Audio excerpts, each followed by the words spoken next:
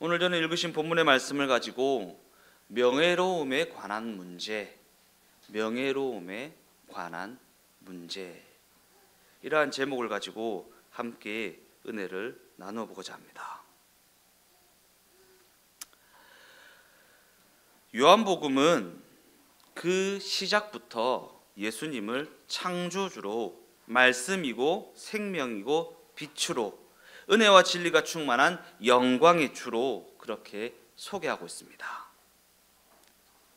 더 나아가 요한복음의 저자는 예수님의 생애를 순서대로 서술한 후에 결과적으로 그분은 이러이러한 분이시다 라는 방식으로 서술을 하고 있는 것이 아니라 결론에 해당하는 핵심 내용을 먼저 선언하는 방식으로 예수님에 대한 서술을 해나가고 있다라는 것입니다.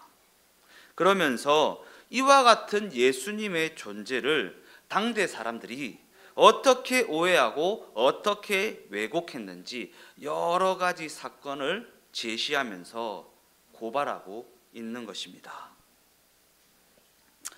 그러한 관점에서 요한복음은 하나님의 창조 사역을 인간의 타락으로 끝내고 있는 것이 아니라 모든 피조 세계가 처음 창조하신 본래의 목적에 맞게 존재할 수 있도록 사망을 영생으로 바꾸시고 궁극적으로는 인간의 구원을 하시기 위해 오신 예수님의 존재됨을 우선적으로 선언한 다음에 그 행적을 되짚어보는 방식으로 서술해 나가고 있다라는 것입니다.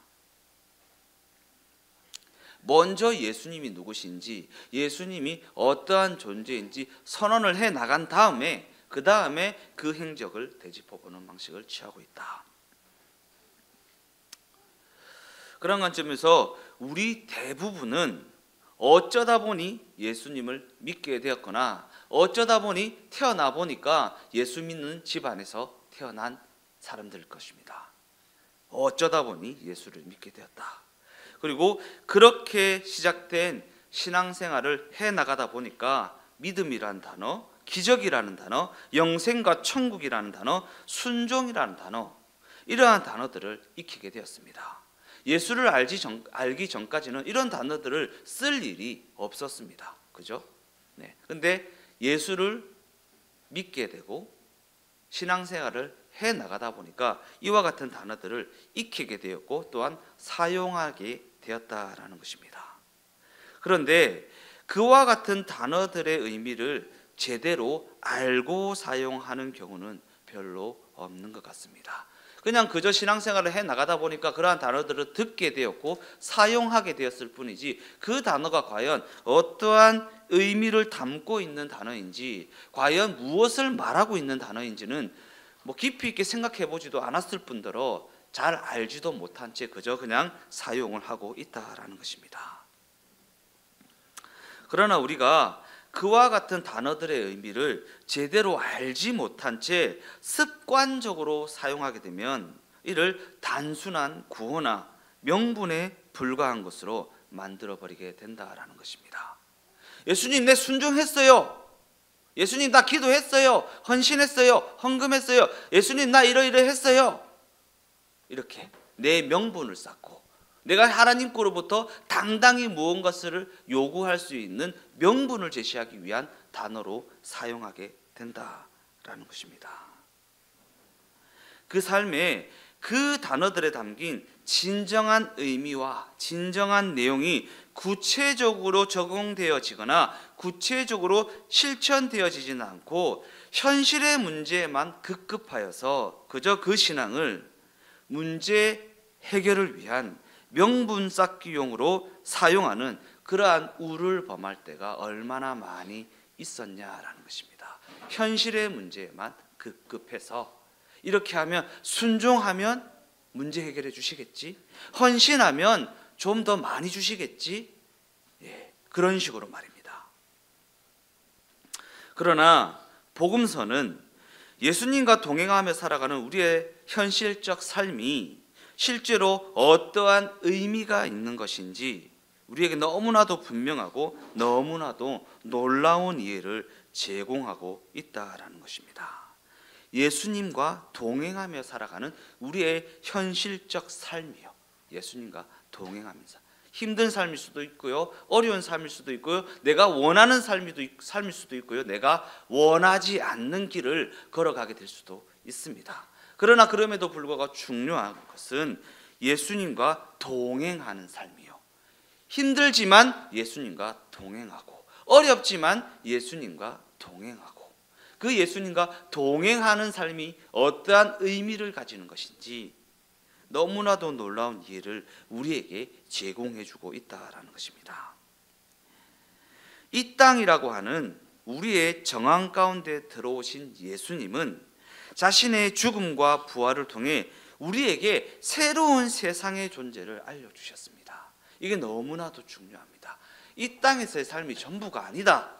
그러니까 이 땅에서 너무 아등바등하지 마라. 새로운 세상이 있다. 내가 너희를 그 새로운 세상으로 이끌 것이다 라는 예수님의 메시지요. 자신의 죽음과 부활을 통해 우리에게 새로운 세상의 존재, 새로운 세상이 존재한다라는 사실을 우리에게 알려주셨다라는 것입니다. 그런데 우리가 복음서를 읽어 나가다 보면 때때로 이러한 생각을 하게 될 때가 있습니다. 예수님이 제자들을 만나고 그들과 동고동락하고 그들의 오해를 교정시켜 주시고 그들을 납득시키시고 그들의 배신마저도 감수하셨던 그와 같은 번거로운 일들은 어쩌면 없어도 되는 과정이 아니었을까라는 생각 말입니다. 근데 예수님이 해성과 같이 나타나셔서 저 산을 옮기는 걸 당장 보여주시고, 바다가 마르는 것을 당장 보여주시고 자신의 존재됨을 확실하게 나타내셔서 그러한 번거로운 과정들을 다 패스해 버리시면 좋지 않았을까? 하나님 그러실 수 있잖아요. 하나님 그러실 수 있잖아요. 라는 생각을 했던 적이 저는 있습니다. 예수님께서 이 땅에 오셨다라는 내용을 언급함과 동시에 바로 부활의 영광이라고 하는 그 결론에 이르게 되면 좋지 않았을까라는 생각을 하게 될 때가 있다라는 것입니다. 그 과정 다 집어치우시고 그냥 예수님이 부활하신 죽음에서 사망과 죽음을 패하셨던 그 사건으로 바로 넘어가시면 되지. 왜 제자들이 막막해하는 모습, 그들이 불안해 떠는 모습, 더 나아가 예수님이 십자가 처형을 당하실 때 모두가 도망가 버리는 그 부끄러운 모습까지도 굳이 성경에 다 언급을 하고 계시냐라는 것입니다. 그렇다면 성경이 이와 같은 내용까지도 모조리 다 기록을 하고 있는 그 이유는 무엇인가? 왜 하나님은 굳이 그와 같이 부끄럽고 뼈아픈 과정까지도 모두 다 섭리해 놓으셨던 것일까? 왜 섭리해 놓으셨을까? 실제로 복음서는 그와 같은 내용들을 의도적으로 담고 있습니다. 의도적으로. 의도한 바가 있다. 의도한 바가 있어서 그 내용까지 다 다루고 다 담고 있다라는 것입니다.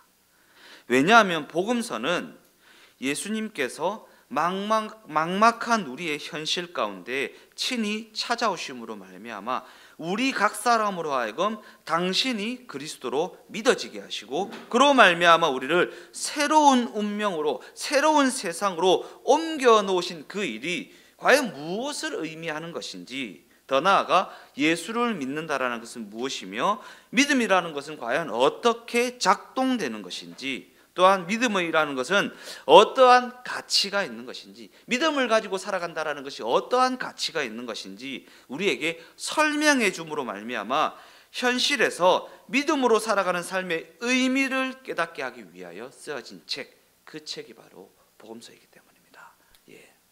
복음서는 주문서가 아닙니다. 어버러버러버러버러 딱 하면 딱 뭐가 생기고 이렇게 하는 주문서가 아니에요. 복음서를 막 주문 외우듯이 그렇게 외운다고 해서 뭐가 변화가 되고 하는 것이 아닙니다.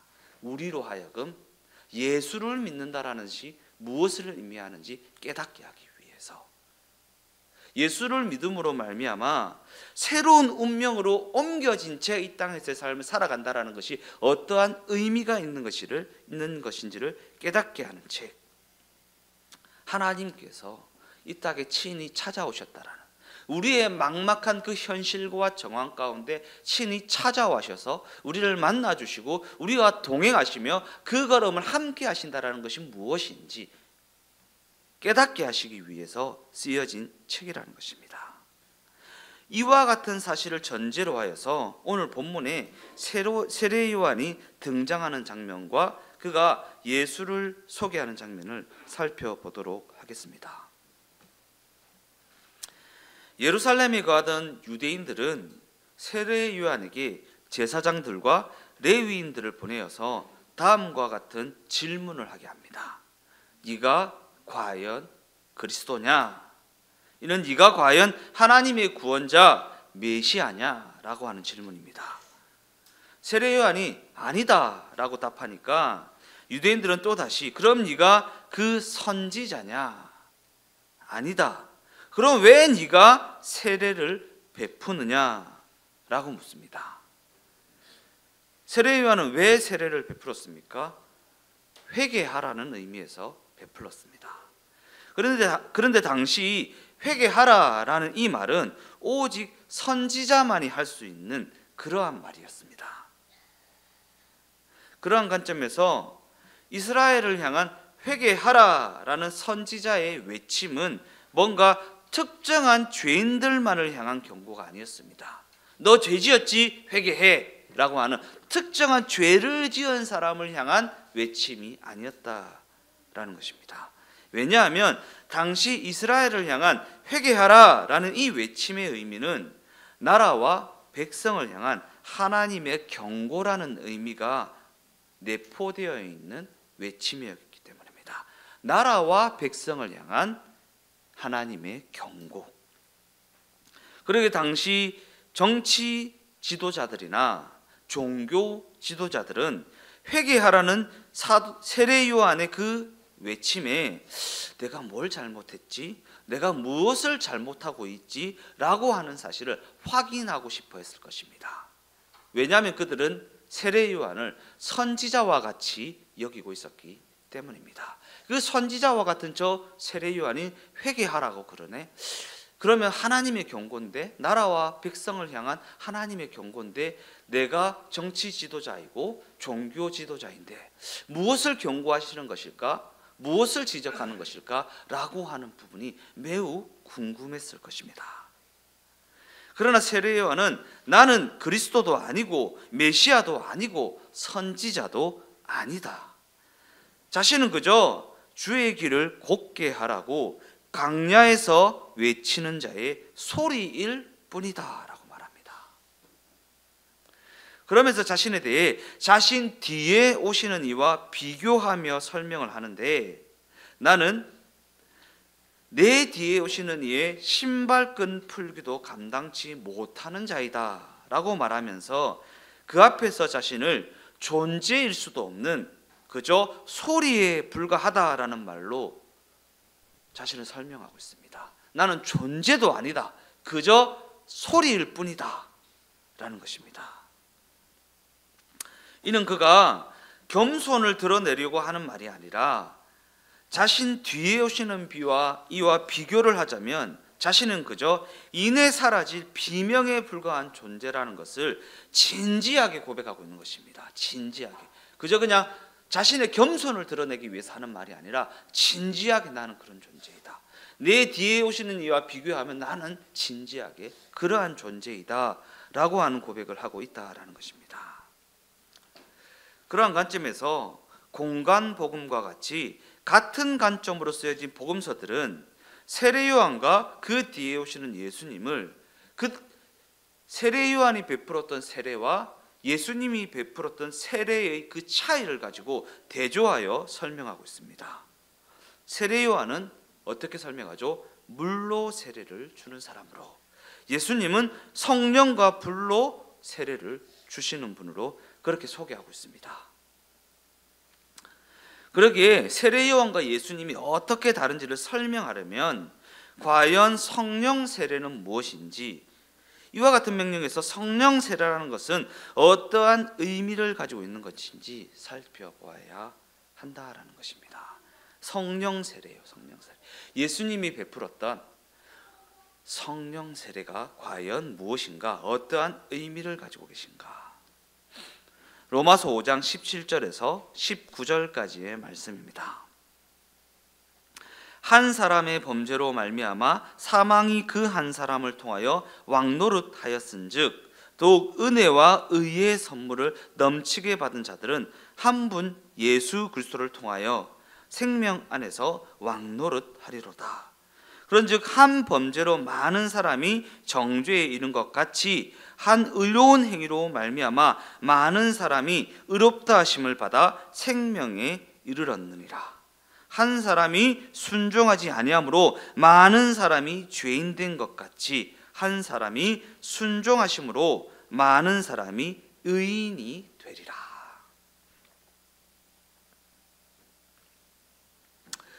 성경이 여기서 아담과 예수를 대조하여 기술하고 있는 이유는 아담의 그 범죄함이 그의 후손들의 운명을 결정지어버리고 말았기 때문입니다. 즉 아담 자신이 죄인이 되어버리니까 그의 후손들도 죄인으로 태어날 수밖에 없는 운명을 갖게 되어버렸다라는 것입니다. 이게 무슨 말이냐면 그 후손들이 어떠한 법을 어겨서 죄인이 된 것이 아니라 그저 죄인의 후손으로 태어났다라는 그 이유만으로 죄인이 되게 되었다라는 것입니다. 그 어떤 행위적 결함으로 죄인이 된 것이 아니라 그저 죄인의 후손으로 태어났다라는 이유만으로 죄인이 되게 되었다라는 것입니다. 우리는 행위적 죄인이 아닙니다. 그죠? 물론 죄인으로 태어나서 죄의 열매를 맺으며 살아가고 있지만 그 시작은 행위적 죄인이 아니다라는 것입니다. 그러니까 행위적 증명을 통해 우리의 신앙을 증명할 수 없다라는 이유가 바로 이 대목입니다. 행위적 증명을 통해 우리의 신앙을 증명할 수 없다. 이에 대한 가장 명확한 증거는 율법이 있기 전에요. 곧 모세 이전 시대의 사람들도 모조리 다 죽었습니다. 그죠? 모세 이전에 살아가던, 모세 시대 이전에 살아가던 사람들도 모조리 다 죽었습니다. 정죄할 법적인 기준이 없을 그때에도 너 이러하면 죄야, 이렇게 하면 범죄야 라고 하는 법적인 기준이 없을 그때에도 그들이 죽음에 이르게 되었다는 것은 그들이 죄인으로 태어났다는 증거입니다. 죄인이다 의인이다 판단할 수 있는 법적인 기준이 없을 그때에도 그들은 다 죽었다, 사망의 종로를 했다라는 것은 그들이 죄인으로 태어났다라는 증거입니다. 이처럼 아담으로 인해 모두가 죄인으로 태어나게 되고 모두가 사망 아래 있게 된 것 같이 그와는 대조적으로 두 번째 아담이라고 그러죠. 예수님을 성경이 두 번째 아담으로 예수님을 묘사하는데 두 번째 아담 곧 인류의 새로운 조상 예수 그리스도로 말미암아 모두가 다 생명에 이르게 될 기회를 얻게 되었다라는 것입니다. 생명에 이르게 될 기회를 얻게 되었다. 이는 예수님의 그 십자가 사건이 사망의 권세를 폐하셨기 때문입니다.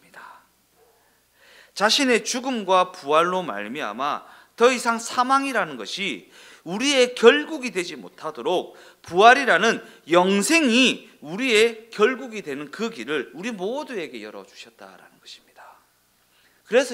그래서 구원은요, 행위 증명으로 받는 것이 아니라 관계의 증명으로 받는 것입니다. 내가 행위가 증명되어서 구원을 받는 것이 아니라 관계가 증명되어야지만 구원에 이르게 된다라는 것입니다. 말이 좀 어렵습니까? 행위 증명, 관계 증명. 쉽죠? 내가 이러이러한 행위를 해서 내 행위가 확인되어야지만 너 구원받았다 이렇게 하는 것이 아니라 예수님과 우리의 관계가 증명되어야지만 구원에 이르게 된다라는 것입니다. 그러니까 내가 기도 많이 한다고 해서 성경 많이 읽는다고 해서 봉사 많이 한다고 해서 구원을 받는 게 아닌 이유가 우리가 행위적 죄인이 아니라 관계적 죄인. 죄인으로 태어남으로 말미암아 예수님과의 관계가, 하나님과의 관계가 깨어진 그러한 존재이기 때문에 죄인이 되는 것이지. 그러니까 우리의 구원 또한 그 관계의 증명으로 말미암아 확인되게 된다. 우리의 신앙이요. 그 얘기를 지금 성경이 하고 있는 것입니다. 하나님이 직접 오셔서 이루어내신 두 번째 세상, 곧 구원이 임한 그 세상은 아담이 그 후손들에게 끼친 그 영향보다 더욱 크고 더욱 위대하고 더욱 영광스러운 그러한 힘이 작용하는 것입니다. 그 힘이 뭐예요? 뭐 장풍입니까? 초능력입니까? 아니요. 관계예요. 관계 증명. 하나님이 내 아버지 되신다. 하나님이 내 아버지 되신다라고 하는 그 관계 증명, 그 관계를 통해 힘을 갖게 되는 나라, 그 나라. 이 땅에서도 관계를 통해 힘을 얻게 되죠. 막 옛날에 막 내가 대통령 아들이다, 뭐 이런 관계 증명 좀 요즘에는 뭐 그런 게 좀 안 먹히는 시대이긴 하지만 뭐 그런 관계 증명. 하나님의 나라도 하나님과의 관계 증명을 통해 힘을 얻게 되는, 힘이 작용되는 그러한 나라이다라는 것입니다. 그리고 성경은 그 일에 대한 보증으로 예수님께서 우리에게 성령을 보내어 주셨고 성령께서 우리에게 임하셔서 우리와 동행하신다라는 것이 그 일에 대한 보증이라고 말합니다. 성령께서 우리와 동행하신다라는 것이 그 일의 보증이다. 로마서 8장 16절에서 17절까지의 말씀입니다. 성령이 친히 우리의 영과 더불어 우리가 하나님의 자녀인 것을 증언하시나니, 자녀임은 또한 상속자 곧 하나님의 상속자요 그리스도와 함께 한 상속자니, 우리가 그와 함께 영광을 받기 위하여 고난도 함께 받아야 할 것이니라. 이것이 바로 성령 세례가 지닌 의미입니다. 성령 세례가 지닌 의미. 성령께서 우리 안에, 곧 우리의 인생 가운데 친히 들어오셨다라는 것, 우리의 인생 가운데 들어오셔서 우리와 동행하신다라는 것, 이미 성령께서 우리와 동행하심으로 말미암아 우리가 하나님의 자녀인 것을 친히 증언하고 계시다라는 것, 그것이 바로 성령 세례가 지닌 의미이다라는 것입니다.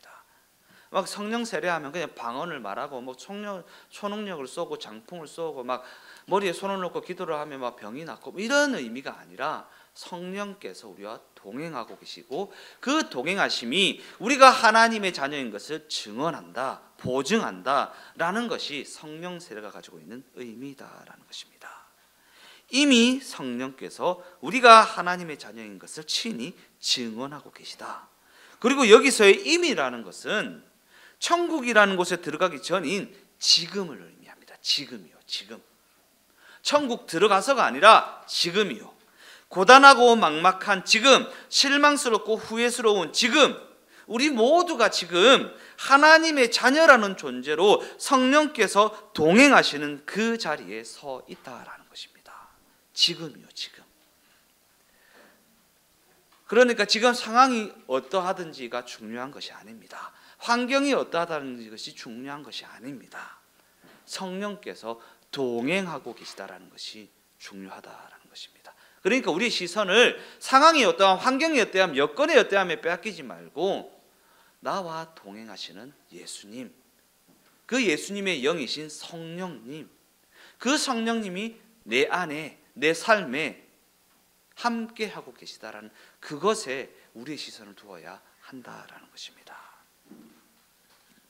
그리고 성경은 우리에게 그 과정을 지나는 그 여정 가운데 그 영광스러움을 위하여 고난을 받게 되는 것은 너무나도 당연한 일이라고 가르칩니다. 고난을 받게 되는 것은 너무나도 당연한 일이다. 우리가 그와 함께 영광을 받기 위하여 고난도 함께 받아야 한다라는 것입니다. 우리는 이 대목에서 과연 성령께서 우리 안에 거하고 계시다면 우리가 천국에 가게 되는 것이 너무나도 분명하게 확정되어 있다면, 우리의 운명에 관한 하나님의 그 약속이 결코 변치 않는다면 과연 우리는 무엇 때문에 이토록 치열하게 살아가는가? 과연 신앙이라는 것은 그렇게 열심을 낼 필요가 있는가? 라고 하는 질문을 해볼 수도 있을 것입니다. 이 질문에 대한 성경의 답은 다음과 같습니다. 로마서 6장 1절에서 4절까지 말씀입니다. 그런즉 우리가 무슨 말을 하리요? 은혜를 더하게 하려고 죄에 거하겠느냐? 그럴 수 없느니라. 죄에 대하여 죽은 우리가 어찌 그 가운데 더 살리요? 무릇 그리스도 예수와 합하여 세례를 받은 우리는 그의 죽으심과 합하여 세례를 받은 줄을 알지 못하느냐? 그러므로 우리가 그의 죽으심과 합하여 세례를 받음으로 그와 함께 장사되었나니, 이는 아버지의 영광으로 말미암아 죽은 자를, 그리스도를 죽은 자 가운데서 살리심과 같이 우리 또한 새 생명 가운데 행하게 하려 함이라.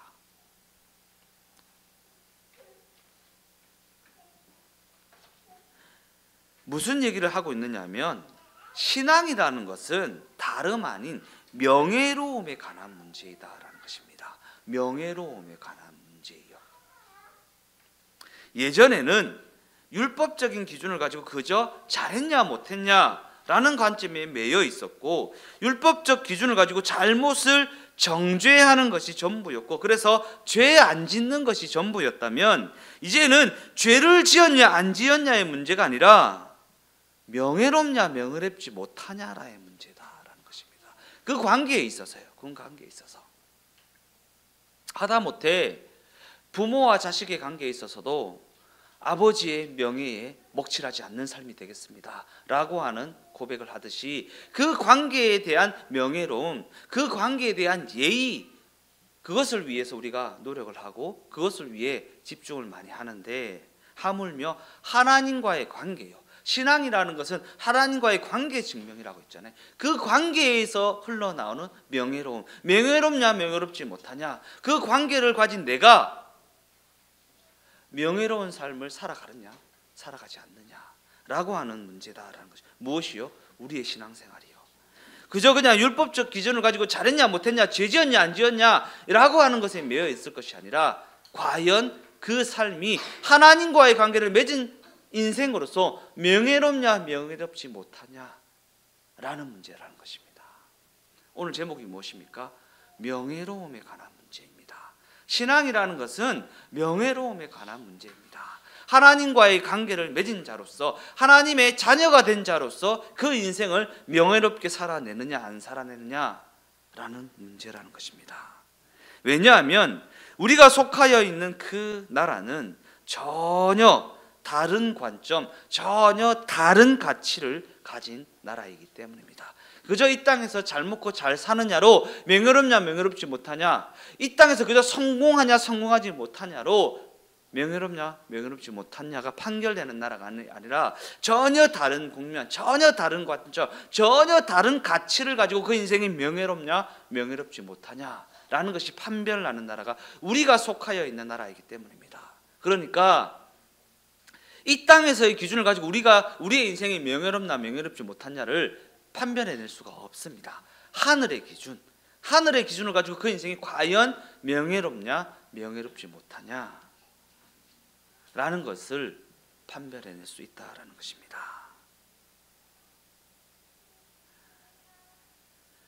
예수가 그리스도로 믿어진 그러한 믿음의 삶에서 보면, 명예로운 삶을 살아가는 자와 그저 못난 짓을 하며 살아가는 자가 있을 뿐이기 때문입니다.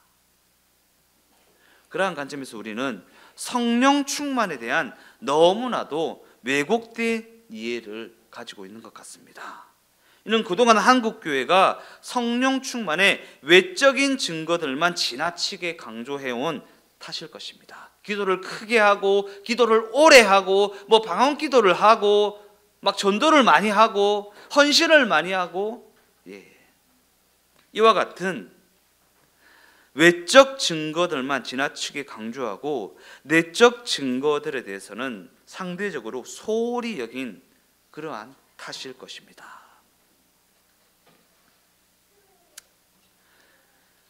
그러니까 성령 충만에 대한 부분을 이해할 때는 사도행전만 봐서는 안 됩니다. 에베소서도 같이 봐줘야 합니다. 에베소서 5장 18절에서 21절까지의 말씀입니다. 술 취하지 말라. 이는 방탕한 것이니 오직 성령으로 충만함을 받으라. 시와 찬송과 신령한 노래들로 서로 화답하며 너희의 마음을 주께 노래하며 찬송하며 범사의 우리 주 예수 그리스도의 이름으로 항상 아버지 하나님께 감사하며 그리스도를 경외함으로 피차 복종하라. 성경은 우리에게 성령으로 충만함을 받아 피차 복종하라 라고 권합니다. 성령의 인도하심으로 말미암아 피차 복종하는 인생이 되어져야 한다라는 권면입니다. 그리고 이 권면은 피차 존중하라라는 권면보다 조금 더 강한 어조로 표현한 그러한 권면입니다. 이 세상은요, 누군가를 밟고 올라서거나 누군가를 굴복시켜서 얻게 된 결과를 자신의 실적으로 여기고 자신의 명예로 여기고 그것에 승리라는 단어를 붙여서 명예롭게 여기는 그러한 곳이 바로 이 세상입니다. 누군가를 밟고 올라서거나 누군가를 굴복시켜서 얻게 된 결과를 누리는 곳. 그러나 성경은 그러한 승리가 명예로운 승리가 될 수 없다고 너무나도 단호하게 말합니다. 왜냐하면 그러한 승리는 그저 누군가의 좌절을 기뻐하는 것이고 누군가의 절망을 즐기는 것에 불과한 것이기 때문입니다. 그렇죠? 세상에서는 누군가를 굴복시키고 누군가를 밟고 올랐으면 이겼다! 승리했다! 라고 하며 자신의 잘남을 뽐내지만 성경은 그러한 승리가 누군가의 좌절을 기뻐하는 것이고 누군가의 절망을 즐기는 것이라고 그렇게 이야기하고 있다라는 것입니다. 그러기에 성령께서 동행하시는 우리 성도들의 삶은 그러한 삶과는 구별되어져야 합니다. 왜냐하면 예수가 그리스도로 믿어진 우리 성도는 하나님의 통치 가운데 성령의 열매를 맺으며 그러한 성령의 열매를 누리는 삶을 기뻐하는 자들이기 때문입니다. 성령의 열매를 맺으며 성령의 열매를 누리는 것을 기뻐하는 자들이요. 이기는 것을 기뻐하지 않습니다. 누군가를 밟고 올라서는 것을 기뻐하지 않습니다. 성령의 열매요. 성령의 9가지 성령의 열매.